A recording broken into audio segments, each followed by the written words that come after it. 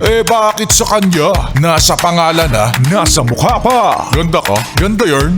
Ito na, ang nagmamaganda at feeling diva. Ganda! Wanda! Kung marami ang pinapasok mo sa bibig mo, malamang sa malamang, ganun din karami ang nilalabas nito. Para sa mga yes friend ko na kung ano-ano ang inilalagay sa bibig, para sa mga yes friend kong mahilig humalik sa stranger. Nauna mo pang malaman ang pangalan ng toothpaste niya kaysa sa mismong pangalan niya.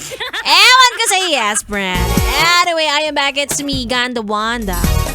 Kasama niyo pa rin dito sa 101.1 Yes FM na nagtataka paano niyo nakakayanang makipaghalikan sa taong wala namang kayong nararamdaman.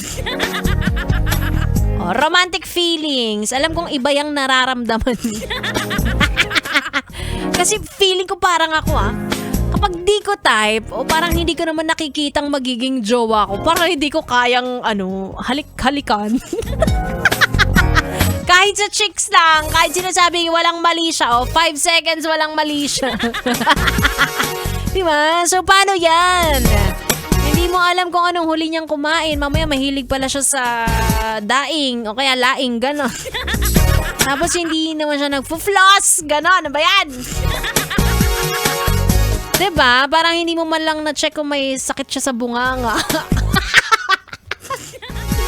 Bago ka sumunggab, ganon. Diba? Kaya paano nyo nakakaya ng halik-halikan yung mga taong hindi nyo naman gusto. Kasi may nakapagsabi sa akin, itago na lang natin siya sa pangalang Boyet. Na makikita mo raw na malaki ang potensyal ng isang tao na maging jowa mo kung kaya mong ma-imagine na hinahalikan mo siya. Try mo ngayon dyan sa jeep yung kaharap mo. Na-imagine mo ba? Hindi. Bumaba ka na. Hindi ka rin daw niya na-i-imagine. Wag kang feeling. Anyway, tuloy-tuloy ang ating chikahan at tugtugan. Kasama niyo ako, Ganda Wanda. Dito lang sa stasyong number 1 sa kalokohan. Ay, solid. Dito lang yan sa 101.1 Yes FM.